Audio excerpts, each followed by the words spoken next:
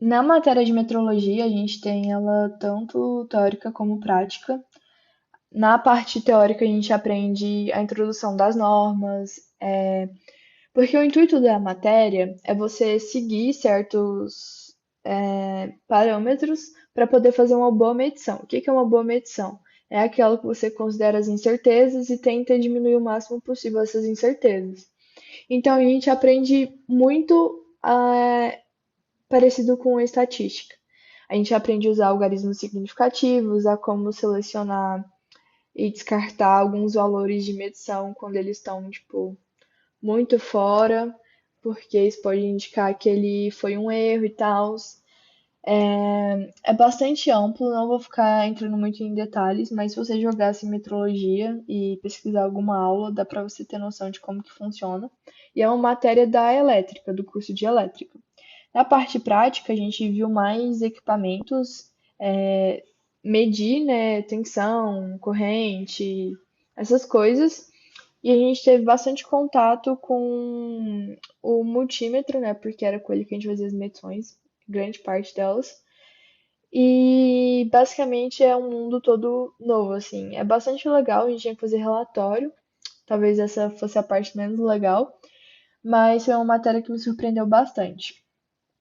A parte teórica assim, é meio puxado, assim, ainda mais quando você pega uma matéria só de slide que o professor passava, porque o interessante mesmo é aplicar na prática. Uma dica que eu dou é que muitas das coisas aí que você precisa calcular no relatório dá para fazer com programação. Isso é bastante legal, assim. E a gente teve um seminário para apresentar no final, que era para apresentar alguma coisa dentro da metrologia. E a gente achou um assunto bastante conivente, sei lá, em relação à área da engenharia biomédica, que era um estudo que fazia uma revisão de experimentos de vasos arteriais, simuladores de vasos arteriais, e é esse daqui. Eu deixei o link nos slides. E é bastante bacana porque você tem uma noção assim de como os equipamentos podem limitar o experimento e dependendo da escolha dos equipamentos não favorece o que você quer fazer. E, enfim, eu gostei muito de ter achado esse artigo. Próxima matéria é atividades curriculares de extensão 1 e ela vai implementar essa ideia de universidade, que é você fazer uma coisa para a comunidade. Isso que é a extensão. E as universidades, obrigatoriamente, para ter esse título, tem que ter esses projetos de extensão. Nesse caso, era uma matéria que a gente tinha, mas a gente meio que fez um grupo assim, né? Dividiu a sala em grupos. E a gente tinha que entregar o trabalho para os professores. A gente não tinha aula dessa matéria específica, porque eles passaram uma coisa para a gente fazer, que foi estudar legislações que eram referentes à mobilidade em vias e pavimentos públicos e sobre acessibilidade. Então, além disso, a gente teve também que procurar pontos da cidade, fazer uma documentação deles. Documentar, eu falo registrar mesmo em foto, vídeo, e dissertar sobre pontos negativos, pontos ok e tals, e mandar para os professores. Aí depois a gente elaborou uma apresentação final. A gente não tinha ideia de que falaria exatamente nessa apresentação, mas tinha que ser voltada para uma instituição. A gente acabou achando uma instituição de ensino privada para apresentar, e como a faixa etária já era de alunos assim, já finalizando ali o ensino médio, deu para apresentar aspectos mais ligados aos dados mesmo, assim, a gente mostrou também matérias, reportagens falando sobre a questão da acessibilidade em Uberlândia, então foi bastante bacana idealizar isso tudo. A UFO faz editais para quem quiser criar projetos de extensão, tem que estar entre nessas 5 categorias que está aqui do lado. Na verdade, só tem 3 ali, mas vocês podem ir atrás depois.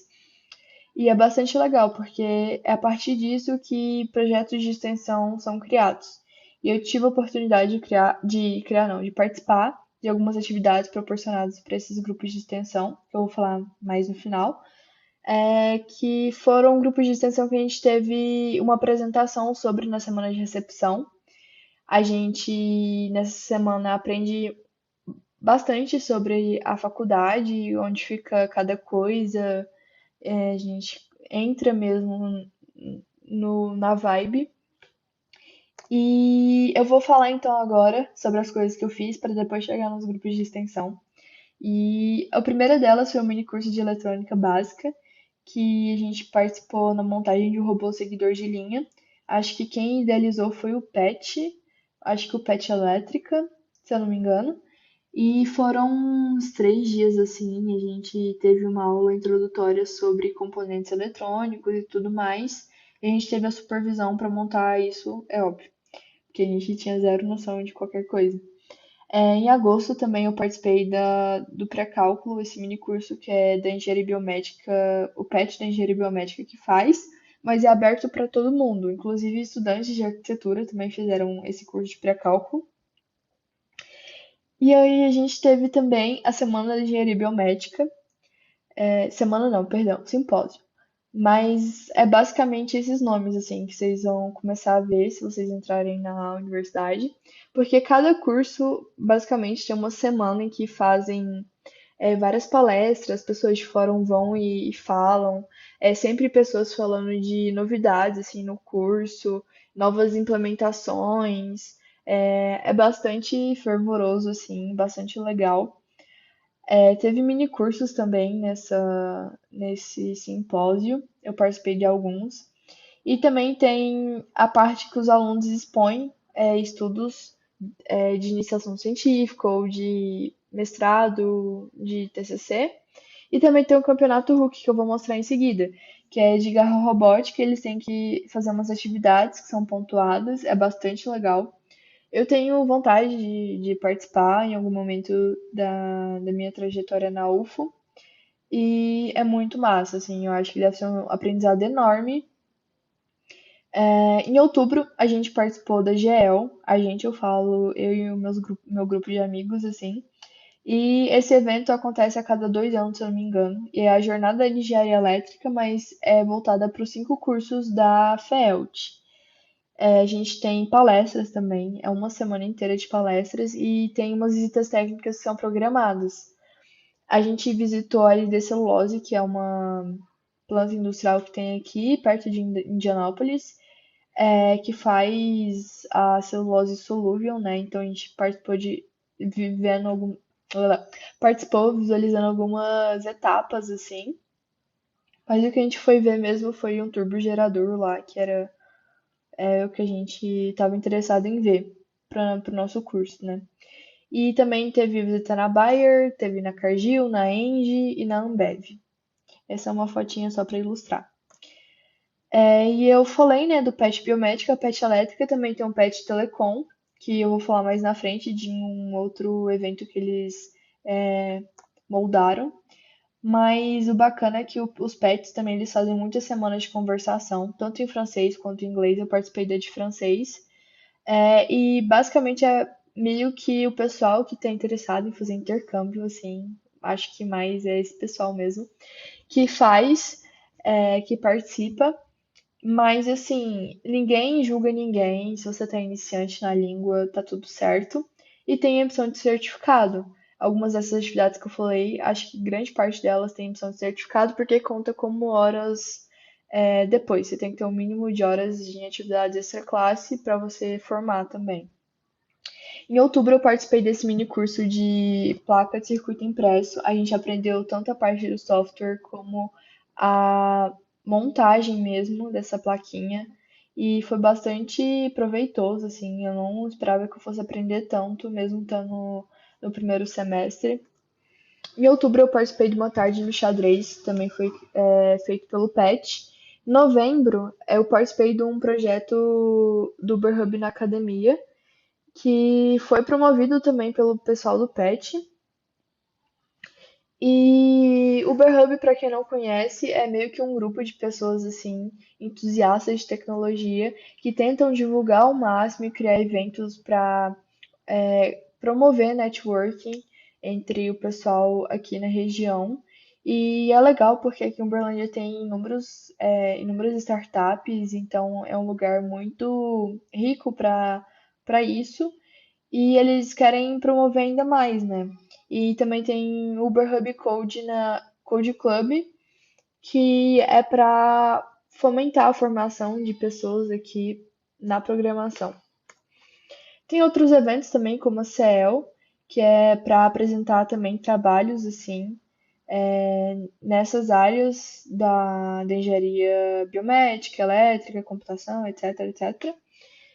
E esse ano teve formato híbrido e presencial. Eu não cheguei a participar, mas foi bem interessante e eu vi muitas publicações assim legais sobre.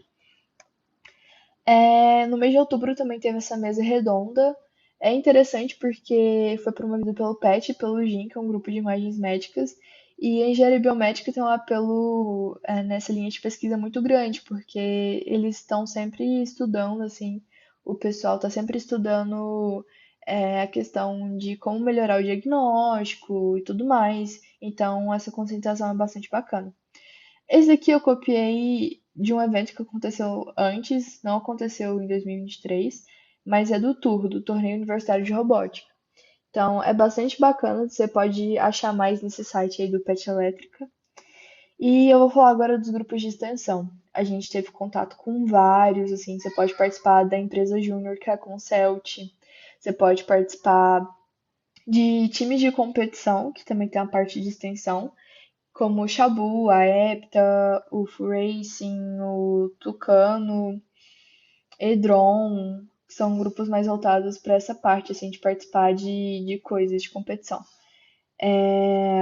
E o bacana é você entender a complexidade que são esses grupos, que normalmente pode ir de, sei lá, 5 pessoas até tipo 50 pessoas participando do mesmo projeto. E para isso você vê que tem toda uma organização mesmo, tipo, tem a pessoa do administrativo, tem a pessoa do projeto, tem a pessoa do marketing, tem a pessoa do planejamento, tem a pessoa do RH, o grupo do RH, né, sei lá, grupos, né, que eu tô falando aqui. Então é bastante massa. Aqui é só alguns exemplos de grupos de extensão que eu atravessei, assim, é, que eu vi na faculdade e tem inúmeros ainda que vocês podem acabar conhecendo também. E é isso, pessoal. Espero que tenham gostado. Em breve eu vou trazer mais conteúdos, assim, e é isso.